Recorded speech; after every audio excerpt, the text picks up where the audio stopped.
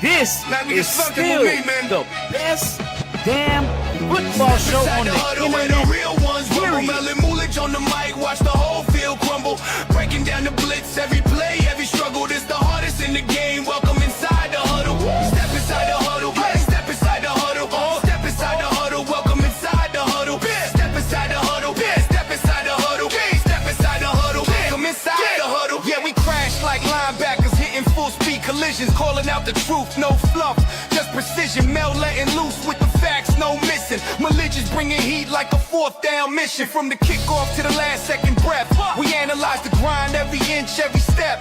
This a battlefield where legends get muscle. And if you want the real talk, step inside the huddle. What the fuck? Step inside the huddle where the real ones rumble. Melon moolage on the mic, watch the whole field crumble.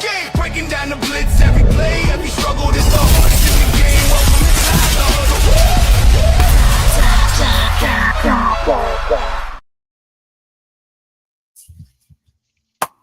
What's good? What's popping? Your boys are in the building. It is a football Friday, even though we don't really have too much football. There is a UFL game on right now between the Louisville Kings and the Birmingham Stallions. God damn it. We don't have enough football, or we don't have a lot of football, but we have enough. Right. Score is 10-9 in the fourth quarter. Game should be over by the time we get off the air. We will keep you updated on that, even if you don't care, because we don't care. We like football. Mm-hmm. There's that. You don't care if you don't care, because we care because we like football. Exactly. Speaking of we like football and what we don't care about, we said we was going to get to this. It's been a couple weeks, but we got Coach JB on the mic tonight. All right. For some of y'all who don't know who Coach JB is, Coach JB was last chance U head coach. I think it was the Kentucky team, I believe. The Indiana team. Indiana. Yeah. Right. But we're gonna do this. I'm gonna show you this. This is Coach JB, former last chance U coach. Jason Brown is suing Netflix for $30 million. You say, why would he be suing Netflix for $30 million? He says Brown is seeking $10 million in lost income, $10 million in reputational damage, $5 million for emotional distress, $5 million for emotional distress after lawsuits. And the lawsuit argues that the producers cut, pasted, and edited and distorted footage to depict him as a volatile, abusive tyrant for their financial gain. Now, I put that in the front in the beginning because we're going to take this journey with Coach JB. Okay? Just so you can see why he did not win this lawsuit, I'm going to play a couple clips just so we can get some further context of circle. I just like hitting, baby. That's it.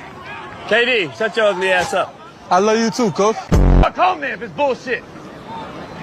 Get out, Cottrell! Fat fuck! Get out, you fat fuck! Blue helmet motherfucker, get your fat ass down! We better find a guy, man. I'm just telling you. Coach, I don't want to fucking hear your mouth. I'm tired of hearing guys talk back, man. Just say yes, sir. Coach, you fucking hired me. I don't know no better. That's all you gotta fucking say. Shut the fuck up. Bring you back for this shit? Fucking old ass, you grown ass man. I still gotta beg you to practice? Take your fucking ass home, man. Ain't nobody sucking your dick. Man, coach. Shut the fuck up. I'm gonna choke the fuck out of him. Just tell you. He's a mark ass bitch, homie. He don't understand. Shut up, Bobby Bruce. Fuck you talking to. Shut the fuck up. Tired of hearing your fucking baby voice. You motherfuckers got too many fucking excuses. I just fucking apologize to you guys. We're allowing a fucking ghetto fest out here, man. Not one coach has said nothing, man. Coaches talk too goddamn much. Just like the fucking kids. You're sick of it. Take your ass home if you want to be here. You all think you hard shit. You couldn't bust a grape in a fruit fight where I'm from, homeboy. Act like a bunch of fucking idiots. All the way the down. I fucked up. I apologize. If you guys accept it, good. If you don't, Fuck you. I know you say you love me, I know you know. Now, understand, I come from an era of tough coaches. I had coaches that didn't use the best language in the world, but they were good coaches. Now, what he displays, that's a lot of ignorance. It's a lot of ignorance. And I could see how, if you're watching that, you would definitely look at that kind of suspect on why would you talk to your players that way? Why would you talk to your coaches that way? Why would you talk to anybody that way using the type of language that he uses? He's a crazy person. Short, simple, sweet. He's a crazy person. And if I'm not mistaken, you might know just a little bit. I know he's from Cali, but is he from the Bay or is he from like SoCal? He is from the SoCal Compton area. Okay, that's not. So you know how there's the depiction of one Tupac Shakur about him, coming out to the Bay Area, coming out to LA, and essentially owning that persona after him shooting the movie Juice, right? Right. And I know a lot of people think that Coach JB is like one of those people. Let me assure you that he is not, right? And what I mean by that is Coach JB is one of those people that grew up in a very impoverished environment and lets that environment speak more than he does. He is one of those people that, as we know, a lot of people grow up in the hood, right? We grow up in impoverished environments. We grow up in poverty. We grow up in situations that we can't control until we get of age, right? And 9 times out of 10, or a lot of the times, the people who grew up in those environments, right? Like a me or like a Mel, right? Even a lot of the people that we have on our podcast, right? They tend to mature after they leave those environments, right? If Mel grew up to be his age, right? If I grew up to be my age and I still act like the person that was from the deep east of San Jose or from Oakland, right? Or if Mel was acting like he was from the deepest boroughs of Queens, right? We probably wouldn't be in the position that we are, but have the jobs that we would have, right? 100%. So when Coach JB comes on here and he's saying that Netflix is portraying him this way, and people have already have an idea about me without even, it's like, nah, bro, you let people know who you are from day one on Netflix. I'm from Compton, homie. That's how we do it. This and this and that, and this and that. I don't give a fuck, homie, and all this shit like that. Like, you gotta remember, like, your mannerisms, where you're from doesn't always have to depict your mannerisms, right? Hey. You can always be proud to where you're from, but that doesn't always have to depict the type of person that you are. And JB is really bad with doing that, and it's no surprise why he doesn't have a job now, why his podcast is struggling. Yeah, you don't have to be a product of your environment. You can be from your environment. You don't have to be a product of it. And the way he talks, the way he carries himself, there's a reason why you're not a head coach. There's a reason. Like, he continuously says he's blackballed and all of this. You're not blackballed, dog. No one. Who are you? Name a grown man that you are going to talk to the way that you talk. Name any kid nowadays that you're going to talk to the way that you're going to talk to, with the way that social media works, with all of these eyes, with the parents, with the commissioners, with the school. Like, you're not talking to nobody like that. That's why you don't have a job now. You're not talking to nobody like that and expect to keep a job. Right. And, I found out that he's very cool with Jason Whitlock, which makes sense. Very much so. Which makes all the sense in the world. He's not only just a asshole. Like, at one point I thought he was like uber racist, but then he's not racist. He's just an asshole. Mm-hmm. And then he's the worst type of asshole, because then he's like super, and I don't really rock with all the women in sports media, but I've said 1,000 times, one of the women that I utterly respect is Mina Kimes. Even though Mina Kimes can go left sometimes, she's pretty solid. She's very good at her job.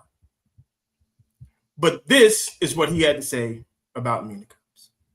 Why the fuck does Mina Kimes have a vote? Because she's one of the top football media analysts, personalities, whatever title you want to give her, on TV right now. Take a listen. I didn't know who gets it. I would say Stafford, but I'm a voter, and I voted for Drake May. And I'm right. For me, I look at two things, dominance and then value. Drake May during the regular season, I know we were watching this Patriots defense and they look great in the postseason. They were not great during the regular season. 23rd in DVOA. Matthew Stafford, the Rams defense, top 5 in DVOA, best run game in football. What is DVOA? D something OA. It's something average. Defense, okay. Why don't we know? Why don't we know what it means, homie? Hey, Dan Orlovsky, you better fucking come out with your motherfucking vote right now. And it better be fucking different than her. Mina, you need to shut the fuck up and make me a sandwich. That's why there's a t-shirt going around about you. I don't like that. I'm so fucking tired of this, homie. She's got the DVOA. The DVOA is the highest rating of the DVOA. Shut the fuck up. What does that even mean? You disrespectful, homie. You're right. I'm going to calm down. You get so emotional when it comes to Mina. You are absolutely 1,000% right. It's not her fault. I've come to the realization that it's not Mina at all. Mina, I've been wrong about you the whole time.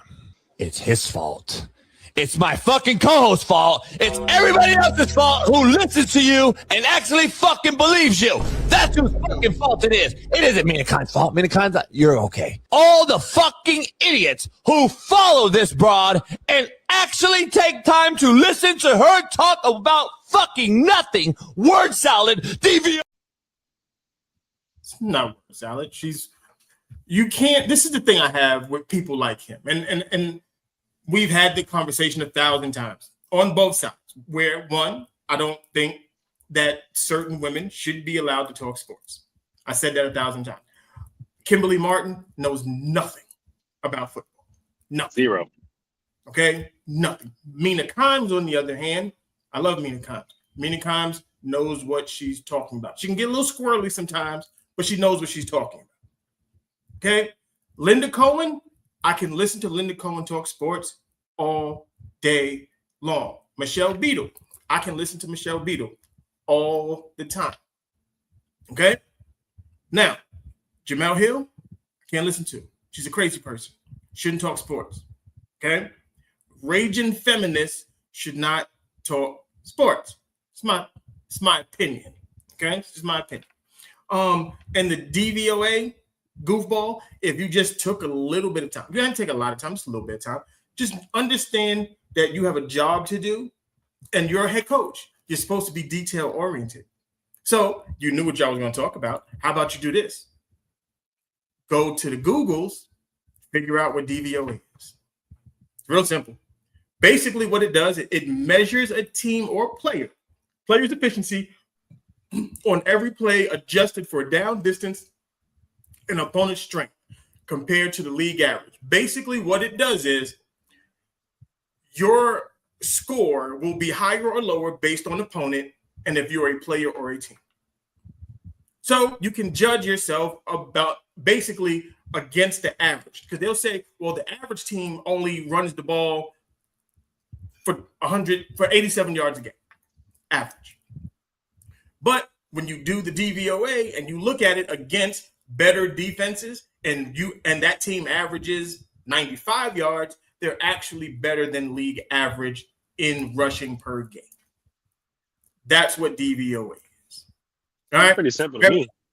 It's very simple. It's really not that deep. You don't have to curse and yell and say she doesn't know what the fuck she's talking about and she needs to get rid of her MVP vote. Now, she has a vote. If she votes for Drake May opposed to Matthew Stafford, does that make her invalid? No. People voted for Drake May. If you look at how Drake May played all season, he deserved MVP votes. Did I think he was better than Matthew Stafford this year? No. But that doesn't mean her vote is invalid because she voted for Drake May and you think that Matthew Stafford was the MVP. That just means y'all have a difference of opinion.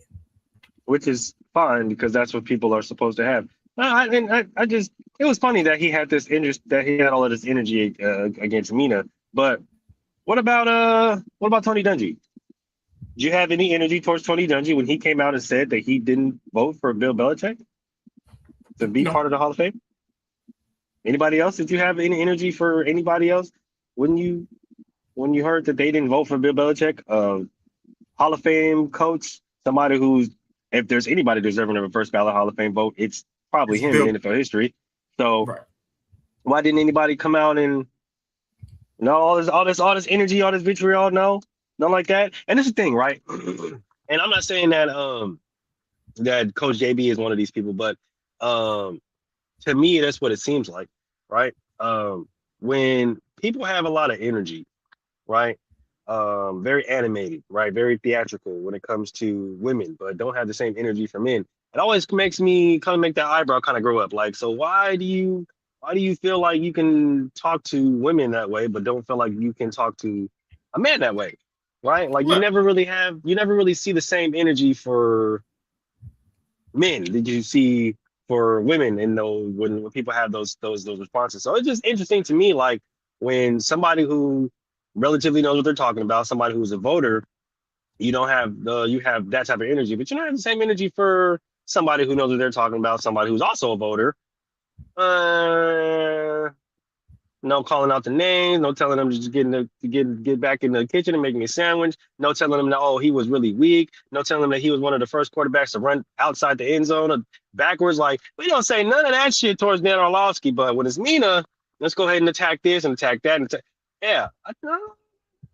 But There's a word for people like that. no, it doesn't. And I have a do I have that? Hold on, let me make sure I got it. By the way, I told a Okay. I have a reason for it. With Coach JB, like I said, he talks to everybody like this. That's why I thought he was uber racist, but he's not. He's just an ass. That's all. But he's worse towards women. And like I said, I know I can be crazy and hyperbolic when it comes to these things. But if you watch enough, I balance it out. I can talk glowingly about the WNBA, and then I can be very hyperbolic about the WNBA. Oh, definitely. We are the only, I would say one of, if not the only podcast that talks women tackle football. No. That talks women's sports because I have yet to see a podcast of anybody that talks the level of women's sports that we do as men outside of women. Right. That's not a ESPN, Fox Sports, anything like that. Like we do that the most. So that's why if we get crazy, especially myself, it's because we have a passion for women's sports. Like it's not, I coach women's football. Like understand, like my nieces all play flag football or basketball, or so I am a big supporter of this. So when I'm in my feelings about it, it's coming from a very genuine place. Coach JB doesn't come from a genuine place. It comes from an evil place. Nasty place. Very bad. And he's the worst type because he doesn't take ownership of how he talks and how he behaves. He thinks he's justified. He thinks, like Mood said, he thinks because where he grew up, that's the barrier that he can use to say, well, that's just how I am. No, you're an ass. Mood is from the Bay. I'm from Southside Queens. We don't act or talk or conduct ourselves like that in every situation. Is some of that warrant? Do I need to be New York and very Queens when I need to be? 100%. Does Moolage have to act and be from the Bay in certain instances? 100%. But it's not like that all the time. Coach JB has adopted this persona, and he wonders why he's not coaching anywhere. And you know what? It's crazy, right? It's crazy that Mel says that, right? Because, like you said, we have a lot of personalities on this show. We have people literally from everywhere, every walks of life, right? New York, Jersey, Chicago, the Bay Area, Texas. And yeah, those times and those instances, those characters can come out. But we also take the time to really check ourselves and hold ourselves accountable. And then we hold ourselves accountable as a group, right? And what I mean by that is we started off in a very different place than where we are in the podcast, right? Like we would be a lot more frantic, a lot more yelling, a lot more this, a lot more that, and it was a lot more animated, a lot more theatrical, right? And a lot of the times, right, we'd be sitting up there chilling, smoking, laughing, whatever the case may be. But we realized that if we wanted to go places, if we wanted to be looked at as more of a serious podcast, then we might have to tone down some things, right? And then we came up with that as a group, and I equate that with the most recent thing that I'm pretty sure everybody's been talking about with the whole Russell thing, and listening to your engineer and not putting certain things out, or not talking about certain things, or not having certain type of discussions due to the climate or due to the energy of certain spaces. Right now, we could easily just be like, you know what, fuck that shit, bro. Fuck our audience. Fuck all everybody else, bro. People may not want to see us. You know what I'm saying? Calling each other out our name or smoking and drinking, whatever the case, on camera. But fuck that shit, bro. We're not going to hear to them. Right? We may have big brands or big radios, whatever the case may be, like, hey, yeah, no, man, fuck that shit, bro. Like, we got Stephen A looking at us. Yeah, we got a whole bunch of news outlets looking at us, but oh well, it don't really matter, because we gonna do what the fuck we want to do, because this is what got us here. And yeah, while that may be true, there's always room and there's always level to evolve and to grow. So if we were to just stay the same, then we would never elevate. We would never stay. We would never be able to get to higher levels and higher elevations. So when you see that level of ignorance, it's just one, as his co-host, the other dudes there, you got to start calling that shit out, bro. Like, I know he's starting to do it now more, but you got to start calling it out to a higher level. You feel me? Like, LaRussell, you should listen to your engineer, right? A lot of people should start listening to the people that are around them every single day in order to hold them accountable, so that their brand, or so that the person that they are, can be better. And if we didn't listen to our coworkers, if we didn't listen to Mel when he was like, hey, yo, like, I know that's part of you guys, but we got to turn down the smoking on camera. Then let's do that, because we understand that there's a bigger picture, there's a bigger way that we're gonna get, or a bigger path that we're gonna get to, if we can cut down on that, right? Hey, we got to cut down on the yelling, so we can have a lot more clear audio. Let's do that, so we can have a lot more clear airwaves, so a lot of more people can hear what we got to say. They'll hear our takes, and that way it's not all cluttered and muffled, right? Like, it's a whole bunch of stuff that goes into it. So if we're just gonna stay the same, then don't be surprised when your podcast don't elevate. Like a Cam, like a who else's podcast is going crazy? Like, just all these podcasts are going crazy. They've all went through the subsequent changes in order to make their brand better. Coach JB, what you doing? You have to do it. You got to be better. This is why I would think it's never going to work for him. By the way, I told a bitch the other day I met. She was a bitch, I found out. That's why I'm saying bitch, all the ladies. But I found out she didn't drink. So I told her, hey, good luck. She's like, damn, we just met. You don't want to? I said, no, I don't. I can't trust you if you don't drink. And I'm not going to have no fun with you if you don't drink. Fact, not fiction. If you don't drink, I'm not fucking ever going to fucking hang out with you. Ever. Don't drink? What? If you can't drink, by the way, I think it's on Netflix, by the way. I think I was in a staff meeting and I was talking to my coaches, and we had some young new hires, and I was like, man, let's go. We have a drink. And some young coach I had was like, I don't drink. And I was like, shit, you may not last long on this fucking staff. I'll tell you right now. You don't got to drink? Huh. But it sure be cool if you did. Because I can't trust you if you don't drink. I'm going to be honest with you. I can't trust a coach if you don't drink. Said L take. That's your generation, man. Now, he's an alcoholic. He has a problem. Very much so. And to say that you can't, first of all, I just want you to understand something, Coach JB, on how the law works nowadays. If you're hanging out with a woman and she's drinking, consent gets thrown out the window. You're liable to go to jail. There you go. See, that's a smart man right there, ladies and gentlemen. So you might, if she says she doesn't drink, it's probably a good thing for you, dumbass. And to say that you're not gonna fuck with her unless she's drinking, that says a lot about you. Okay, says a lot about you. And to tell a coach that you can't trust him because he does not drink is nasty work. That's crazy. That's the craziest thing I've ever heard, actually. Our podcast is, I think it's split down the middle on who smokes and who doesn't. That don't mean we can't be. I believe so. Yeah, I think it's 3 and 3. Like no one said, "Oh, well, you can't be part of the podcast because you don't smoke." Like, that's not how that works. Can you do the job? That's what this is all about. Can you do the job? Whether I smoke or not, whether I drink or not, does not determine how good I do my job. Imagine me telling Mel, or imagine me, Troy and Boo, telling Mel, GQ, and Micah, and Rod and Outlaw, hey, now we want y'all to be part of the podcast, but y'all don't smoke, so we can't make it happen. Right. That's stupid. Or The me craziest being shit like, ever. you know, I can't fuck with y'all because y'all smoke and I don't. No, what you do in your personal time is what you do.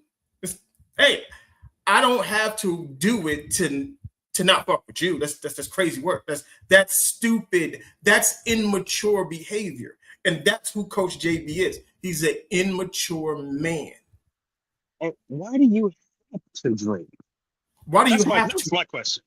Why do you have to drink? Especially when you're with a woman, right? Honestly, personally, I really don't like dealing with drunk women or women who drink, period, because you're not really yourself. That's a recipe for disaster. And it's always a recipe for disaster. I don't care what type of consent rate recorded, it don't matter. Anytime alcohol is involved, it's never good. But outside of that, why is it that you have to drink around them? And I guess it's to more of a point than just being a woman. Like, why is it that somebody has to drink? That is very, very weird. Alcohol is a mind altering, literally considered a mind altering poison. So you want people to be mind altered, and like that doesn't even make any sense to me. And then on top of that, a lot of y'all wonder why y'all still look the way you do. Oh, I can't lose weight. Oh, I'm always looking so round. Oh, I always got this belly. I always got this gut.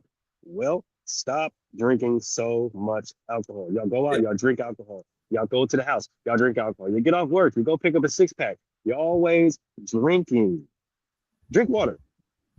Drink water, nigga. Drink water. Tell you, it'll change your life. H2O, hydrate you, okay? It'll come through your pores. You know what I mean? The skin will look better. You won't be so angry, Coach JB. Okay, that was right when he said, "No, bro, you was right." You said when you say he's an alcoholic, alcoholism makes people angry. So you was absolutely correct. Yeah, like that's the problem with him. And until he fixes that, you're always going to have problems with communication and your temper. It's just the way it is. That's what alcohol does. Always gonna be yelling. Stop yelling. It's just so angry. Yelling. Stupid. Okay, I got one more with him, but it's gonna lead into the next segment. Yeah, I'd rather you on the sideline drinking a motherfucking 40 and fucking doing that than worried about crying. Him drinking again. I forgot that was in the beginning of this video, but alcohol seems to always arise with him. But I'll get back to the video. Yeah, I'd rather you on the sideline drinking a motherfucking 40 and fucking doing that than worried about crying over running a 40. You haven't done shit, homie. So if you're a GM and you see the passion right here, and let me macro this for you, real quick. Macro for me. What happens is these kids get an award now, and everyone deserves an award ass fucking pat me on the back ass generation that these kids are. What happens is, homie, this is an accomplishment that 1% of the world will ever do right here. It's already been embedded in his mind that he's already made it. A lot of these motherfuckers, this is it. They don't realize that the big picture is the game, homie. Making it to goddamn Hall of Fame, let's say. They don't care no more. This is like a big deal to these motherfuckers, homie. This ain't even, they haven't even played it down yet. You're in the NFL, son. You're 6'3", 220. You run 4.3. Great. By the way, you're never going to get outside the goddamn hash marks in the NFL, and we're going to see you run 4.3 down the sideline unless you get through the line of scrimmage on a great team, because last time I checked, you're about to get your fucking knees blown out your first rookie year because you're probably going to get drafted by somebody shitty. I had to go watch him real quick you can Google highlight on Huddle. He's upright as shit. So he's long and tall. Adrian Peterson, Eric Dickerson is. I'm about to say, yeah. They didn't cry after the combine. Number one. Number two, this guy's got to go fucking prove that he's not going to be a sitting duck standing straight vertical. He's got to get down, be able to cut. Can I see him jump cut and get vertical at 6'3" in the NFL first before you start crybabying this shit, homie? Let's have a good rookie year. The problem with him, again, if you watch the tape, then you saw Mike Washington's tape. The motherfucker's a monster. Monster. He's 6'1", 223. Runs a 4.3. And if you watch the highlight, he runs behind his pads. He breaks. And you talking about, oh, he's not gonna get outside the hash marks. Did you watch his college film? Did you watch his college film? I was gonna put the videos up. I was like, that'll be too long. I'm not trying to put all these damn videos up for you dummy. I'll clip it up when I edit the video. Dog. And then you talking about Adrian Peterson, Eric Dickerson. You mean 2 of the top 5 running backs of all time? That's who you comparing him to? That's a good comparison. I'll take that. Like if he runs straight up, so does Derrick Henry. When does that ever matter? He's 6'1". Like, oh, I want to see him jump cut. I want to see him do this. Go look at his tape. Go look at his tape. Film. The Look film at his feet. doesn't lie at all. The film don't lie at all. The film it literally tells you everything. Here's the thing, right? I don't know where we got this narrative that men can't show emotions when they succeed in sports. Right. Like, I don't know when that started, because they try to kill Caleb for it. They try to kill all these college football players for it. But it's like I never knew that was a bad thing. When people win the Super Bowl, when people won the World Series, when people won the NBA Finals back in the day, they would just be so ecstatic with emotion due to all the hard work and all the turmoil and everything that they put into that season coming out on fruition and showing success. So when he was in high school and he cried over his championship wins, or when he was in college and he cried over this, or he cried over his last game, I wonder if somebody walked up to him and told him, hey, stop being a bitch, homie. And unfortunately, I don't know if he ever played football or anything like that, but I'm gonna tell you this. He did. He played both in high school and at community college. Okay, well then you should understand, going to the combine and doing what he did at the fucking combine is insane. And this is somebody he's had like ankle injuries and stuff like that. Literally. So him running a 4.3 was a lot for him, because he questioned himself if he could do it. Like a lot of athletes do, especially after enduring such an injury. Being that size and leading all running backs in 40 times is not a small feat. And on top of that, here's the thing. Here's the biggest part, right? Regardless of what happens, he made it. Regardless of what happens, he made it. He doesn't even have to play a down in the NFL, but the fact that he made it to the combine and then also made it to have his name called, that's an accomplishment. That's an achievement. He made it. This was the headline after his combine. Best running back combine performance of all time. And you're bitching about him crying? This is what everybody else was saying. If you know you just moved yourself, because people don't understand. He might have been projected maybe a 3rd, 4th round pick. That his combine shot him into 1st round, 2nd round territory now. Know how much money that is? You have just changed your entire life. Bands for all the young folks out there. Bands. Matter of fact, and this is what Coach JB is stupid. It's been a good week of practice as Washington puts down the shoulder and goes right into the end zone. He just trucked Michael Taft.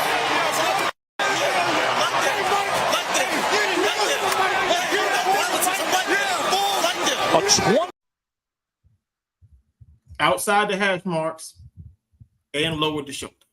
Mm-hmm. At 4'3", almost 230 pounds. Mm-hmm. Trust me. Don't nobody want to deal with that in the NFL. Now, I don't know about you, Mel, but let me do a quick breakdown. I've seen balance, footwork, aggressiveness, nice agility, low center of gravity, breakaway speed, and he's tough. Seems like an NFL running back to me. Seems like an NFL running back. See, I'm not going to listen to Coach JB because he don't know what the fuck he's talking about. I'm gonna listen to Todd McShay. This is what Todd McShay had to say.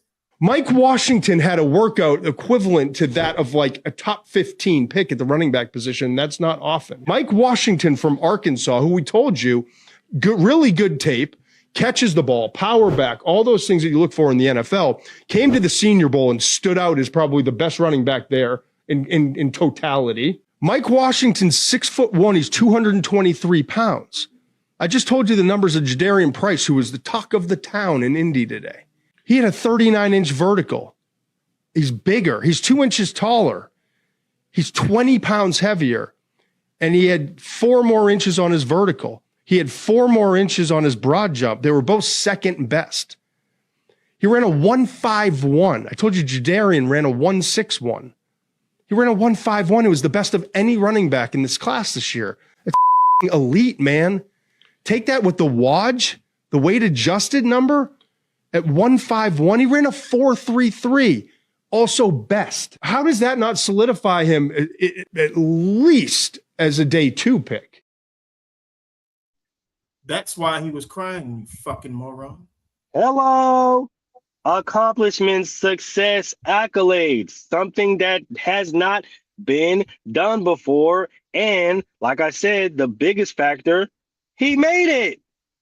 He made it. Dog, you know what I would do if I was invited to the combine and performed the way that he performed? Bro, I'm crying. I'm calling everybody. Everybody. I'm group FaceTime. Everybody. Who can pick up the phone, pick up the phone. I don't know. Like you said, I don't understand. Like, I'm with the whole, the guys are too goddamn feminine nowadays, but this is not one of those situations. You work as a kid. You start playing football 7, 8 years old with the dream to do what he did. Not everybody gets that opportunity. So if emotion gets a hold of him in that moment, I'm not going to beat the kid up.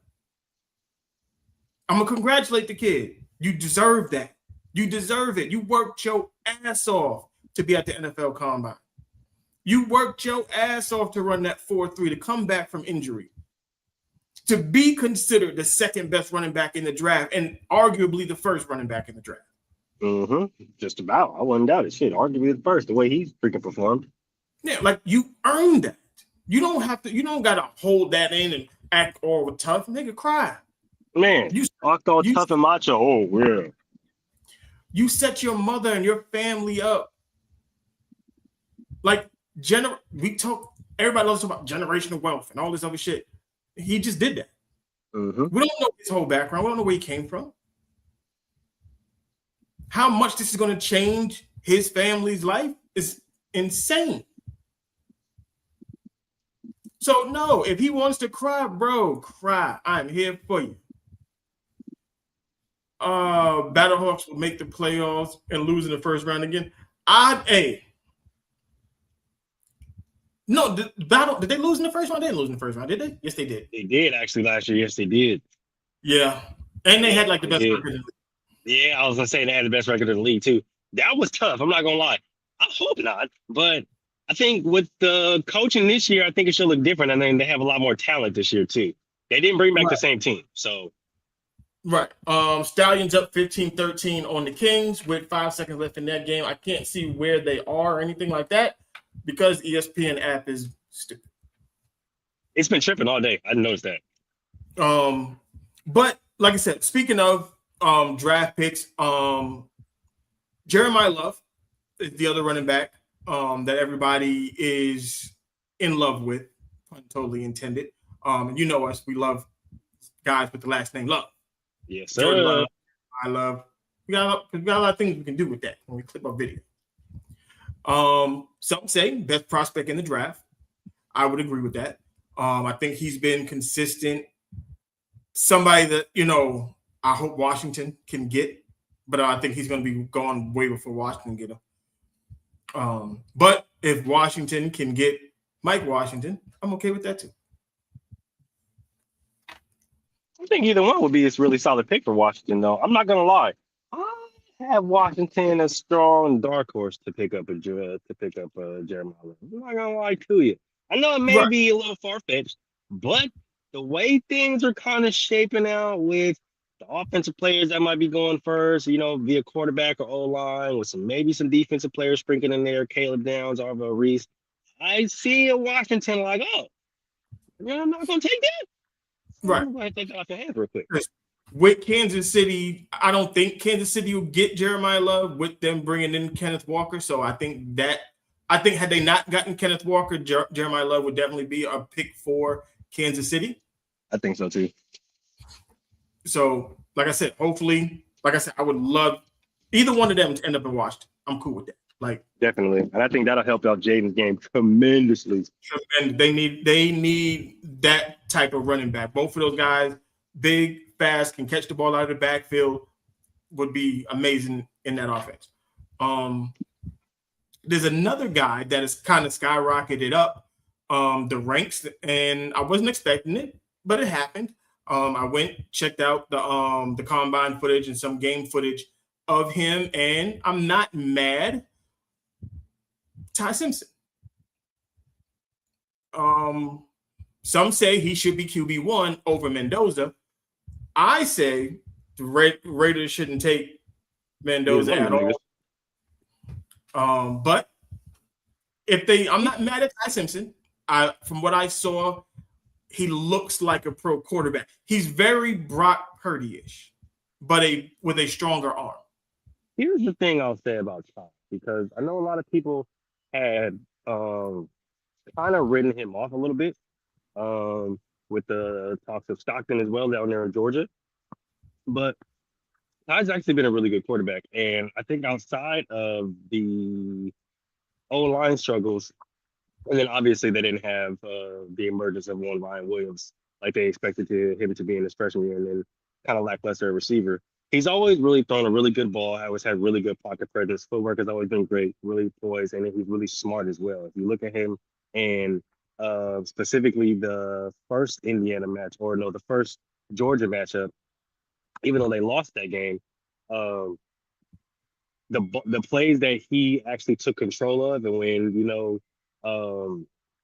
Kalen Deber Doe, whatever the fuck his name is, when he actually let him control the offense, he looked really, really good, and the offense started to move, and they started to control the tempo a lot more. Now, what I will say though is I do think after he kind of gets hit, his mental does tend to kind of go a little left a little bit, and he kind of needs to be reined back in. But I do think that's the problem that can be easily fixed. But as of right now, I do think those are the top two quarterbacks in the draft right now, other than the other kid from Arkansas. I think he's a really good quarterback as well. A lot of people are sleeping on him. But Taylor Green is the guy. That's the one. That's the guy. But I do think that Simpson throws a really, really good ball. And on top of that, he's tough. He's really, really tough. And then, like I said, he's a smart guy. He listens to his coach and know when to change the plays and know when to take control of the offense. And he kind of knows when to sit back and just let his offense work for him. I think he's a really good player. Yeah, I from what I saw, I think he's better than what I thought. He has a live arm, and he made a lot of NFL throws in college in the pro style type offense. So that's kind of like what you really want to see out of a quarterback. So he impressed me. If the Raiders aren't going to take Mendoza, Taylor Green would be my best. Would be the first guy I would want the Raiders to take. But if they're going to go number one, we need quarterback. I don't think you take Taylor Green at number one. But Ty Simpson, you do. If they take Ty Simpson, and from what I'm hearing, Derek Carr is like 75% he's going to come back and be the backup. And they said if it's not Derek Carr, it'll be Tyrod Taylor. Do it. Come on, DC. Stop playing my emotions, bro. So, all right. So the UFL game has gone final, 15-13. Birmingham on top. Let's see what we got here. Jason Bean, 226 and 2 interceptions. That's why Louisville lost. Matt Carroll, 208, 1 touchdown. Snoop Connor, 56 yards rushing. And Jaden Micken, 103 yards catching. Lucky Jackson, 676 for Louisville. So they were slinging it. 9 catches for 103 for Jaden Micken, though. I'm just trying to see if there's anything else. No, Matt Corral threw a touchdown with 2 minutes left. So he ran a 2-minute drill, did his thing. I'm glad he came back after that hit. That was fast to see. Yeah, so he came back after the hit that you said he took there. I totally forgot. I was gonna do the whatchamacallit, the safer out. Totally forgot to do, like, to get all the players together for that. So fail on my part for that. Oh, we need at least a third. Huh? So I feel like we need at least a third for that anyway. Yeah, I'll write it down, because I think what I'm gonna do is I'm gonna start it from the 60s and work each decade, but I'm gonna do one offensive player, one defensive player, and a special teams player, so we can catch up to basket to basket. I'm with that. That sounds good. Then, like I said, we got the UFL stuff. We have tomorrow. I think we got 2 games tomorrow. 2 games tomorrow. We got the DC Defenders and the Battlehawks. Woodage. So we got them. Then we got the Gamblers and the Renegades. It's actually, as far as names go, it's a good name. I was gonna say the names are actually top tier this year. Right. So where the games are going to be, okay, so the Defender game is going to be on ESPN, and the Renegade game is going to be on Fox on Saturday. So next week we should have I'll have clips and everything for those 3 games. Nope, forgot, we got a game Sunday. Aviators and the Storm play on Sunday. So we got 4 games that we can cover for next week. Then we lit. Yeah, we got 4 games to cover next week. We got 3 weeks, 3.5 or so weeks, maybe 4 before the NFL draft. Season 4 for us kicks off draft week. We might do a special, because the draft starts, they do the pre-draft, on Friday. Yep. So we might have to do a live draft show. That's what we're going with that. I think we might have to do a live draft show. Yeah. Live draft show? Say less. Live draft show. Let me see what, because it comes on 8 o'clock? Let me see. I believe so. If that, we'll start getting that together. If the time coordinates, man, I'm not gonna lie. Yeah, y'all might have to show up for that live draft show, because it's gonna be crazy. Let's see. Nope, 2026, not last year's draft. Stupid.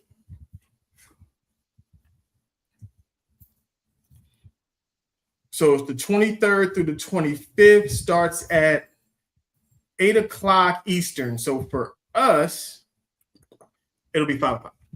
Oh, that's not bad still. That's not bad. I think we can do that.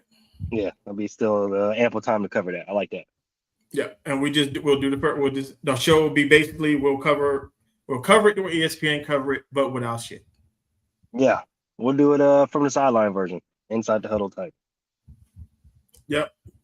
Because they'll do. Oh no, it's Thursday. Oh, it starts Thursday. It starts Thursday. Rounds 2 and 3 are on Friday, and then 4 through 7 on Saturday. Okay. So Thursday, we got basket to basket at. I mean, we could do it. I'm gonna say we can rock that shit. We can just roll the draft right into basket to basket. Yeah, I was gonna say, yeah, I'm with that. I'm definitely with that, because it must be discussed. Yeah, so that'll be 2 days of draft. All right, cool, we got it. Yeah, sounds good. Sounds good to the kid. I like that. That's gonna be enough. And give him money. matter of fact, I think what we'll do is because I think Basket to Basket is going to start their season 4 when the playoffs start. Yep, when the playoffs start. So we lit. All right, we lit. Yeah. Yes, right. sir. Go ahead and get these monies, man. All right, brother. All right. So with that being said, like I said, this was going to be short and sweet. Wasn't going to be here too long. We ain't got too much to really talk about. Just wanted to cover Coach JB, the UFL, and then some of the top draft guys that we were looking at with Jeremiah Love, Mike Washington, and Ty Simpson. We'll get more in depth into the draft as the weeks get closer to the draft. We'll do our draft pick, our draft predictions. Yeah. As we get, we'll give y'all a little mock. We're not gonna give y'all too much. We'll give y'all a little mock up though. Yeah, we'll drop our first 10 picks. Top 15. We'll do our top 15. Yeah, I'm with that. Top 15 sounds nice. We'll do a top 15. And then we'll do our list. Everybody's doing a list now, so we'll start getting into the list. Top 5. Yeah, we owe y'all list. We know. We'll get y'all list. We owe y'all list. And Shady, you said some nasty things about one pick. Oh no. Oh, he said some crazy shit. Oh, Shady, I'm on your ass, boy. Yeah. So we'll handle that next week because we have to. Yeah. I'm on your ass, Shady. Boy, I'm telling you right now, because you said some crazy shit. Outlandish, if you will. Outlandish, brother. Craziness. So, but like I said, we're gonna get to it. We're gonna have a lot of things going on. Basket to Basket on Tuesday. Gentlemen's Talk on Wednesday. Back to Basket on Basket. Off the Glass on Thursday. And you're back here inside the huddle on Friday. You know what it is, man. Make sure you like, comment, subscribe, keep coming back so we can keep that plaque in the back. So don't stop coming back so we can go up. We appreciate y'all. We're gonna see y'all next week. Peace. Yeah, turn it up, let it ride. It's the wave of the nation. Hot need live radio, future of the vibrations, music, streaming, entertainment. We the dream teaming. Sports talk, fire, and the mic stay steaming. If you looking for the culture, we the spot. No lie from the sideline. Sports where the stats don't die. Tune in, log in. Let me say it one more time. Hot need live radio where the stars all shine. Yeah, come on, push your button. Push the goddamn button. Push the goddamn button. Yeah, that's the rapper we done cooked up to play. Inside the hood where the drip don't fade. Big vibes only when we step on the mic. Breaking down the game while we talking that. Hit follow if you rockin' with the style we bring. 5 stars on deck, let the podcast sing. We slide out smooth like a route run clean. Inside the huddle, too fresh, too mean. Catch y'all next time, same swag, new scene.